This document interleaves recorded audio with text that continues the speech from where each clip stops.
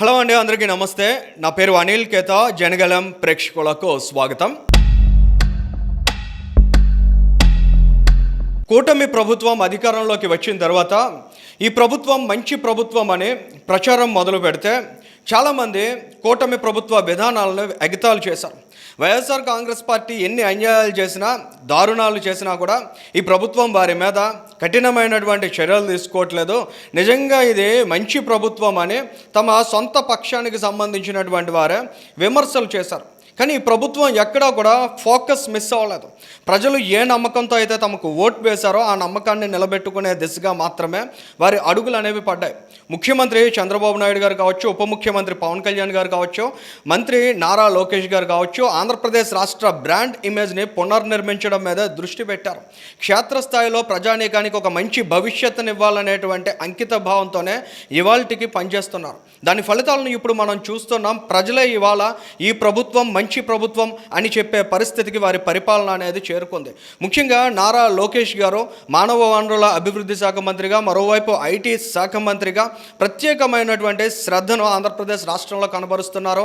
లక్షల కోట్ల రూపాయల ఇన్వెస్ట్మెంట్స్ ఆకట్టుకుంటున్నారు. పెద్ద పెద్ద సంస్థలను ఇవాళ ఆంధ్రప్రదేశ్ రాష్ట్రానికి తీసుకువస్తున్నారు. ముఖ్యంగా యువతకు ఉపాధిని, ఉద్యోగాలను కల్పించడంపై ఆయన ప్రత్యేకంగా ఫోకస్ చేస్తూనే విద్యా రంగాన్ని సైతం సమున్నతంగా నిలిపే దిశగా పునాదులను బలోపేతం చేస్తున్నారు, పటిష్టం చేస్తున్నారు.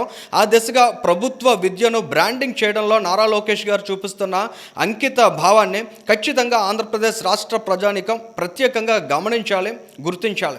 ఎందుకంటే 10 ఫలితాలు విడుదలైన తర్వాత ప్రభుత్వ పాఠశాలలకు ఏ స్థాయి బ్రాండింగ్ క్రియేట్ అయింది అనేది చాలా స్పష్టంగా ఇప్పటికే మనం అంతా గమనించగలుగుతున్నాం. గతంలో చరిత్రలో ఎప్పుడూ లేని విధంగా 10 ఫలితాల్లో అత్యుత్తమ ప్రతిభ కనబరిచినటువంటి విద్యార్థుల ఫొటోస్ తోటి పత్రికల్లో ప్రకటనలు వచ్చాయి, టీవీల్లో ప్రత్యేకమైనటువంటి ప్రకటనలు చూసాం. ప్రభుత్వ బడిలో పిల్లల్ని చేర్చండి అని ప్రోత్సహించే దిశగా ప్రభుత్వ పాఠశాలలో కల్పిస్తున్నటువంటి ఫెసిలిటీస్ అన్నీ కూడా తల్లిదండ్రులకు అర్థమయ్యే విధంగా వివరించడానికి అనేక ప్రయత్నాలు నారా లోకేష్ గారు చేస్తున్నారు.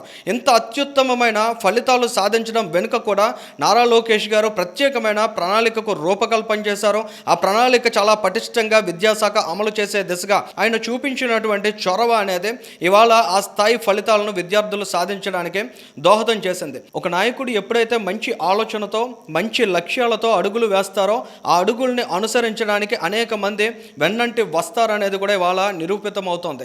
నారా లోకేష్ గారు ప్రభుత్వ విద్యను, ప్రభుత్వ బడుల్ని బ్రాండింగ్ చేయడంలో చూపించినటువంటి చొరవ, క్రియేట్ చేసినటువంటి స్ఫూర్తి కారణంగా ఇవాళ అనేక మంది ప్రజాప్రతినిధులు ముందుకు కదిలి వస్తున్నారు. ప్రతిభను కనబరిచిన విద్యార్థుల్ని ప్రోత్సహిస్తున్నారు. ముఖ్యంగా బొజ్జల సుధీర్ రెడ్డి గారు ప్రతిభ కనబరిచిన విద్యార్థుల్ని ఆహ్వానించారు.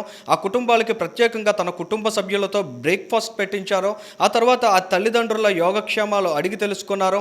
వారి పిల్లల బంగారు భవిష్యత్తుకు తాను అండగా, మద్దతుగా నిలుస్తాననే భరోసాను ఇవ్వడంతో పాటు ఆ కుటుంబాలకు 25 లక్షల నుంచి 30 లక్షల రూపాయల విలువ చేసే 3 సెంట్ల ఇళ్ల స్థలాన్ని అక్కడికక్కడ ఆయన ప్రకటించారు. ఇది ఖచ్చితంగా ఆంధ్రప్రదేశ్ రాష్ట్ర ప్రభుత్వ విద్యను ప్రోత్సహించడంలో కూటమి ప్రభుత్వంలో ఉన్న ప్రజాప్రతినిధుల తాలూకా అంకిత భావాన్ని చాలా స్పష్టంగా కళ్ళకు కడుతుంది. మరోవైపు చూస్తున్నాం, తంగిరాల సౌమ్య గారు ఎమ్మెల్యేగా ఆమె కళలకు రెక్కలు అనే కార్యక్రమాన్ని చేపట్టారు.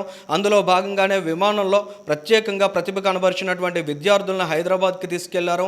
వారి కళలకు రెక్కలు తొడగడానికి తన వంతు మద్దతు ఉంటుంది అనేటువంటి భరోసాను కూడా ఆమె కల్పించారు.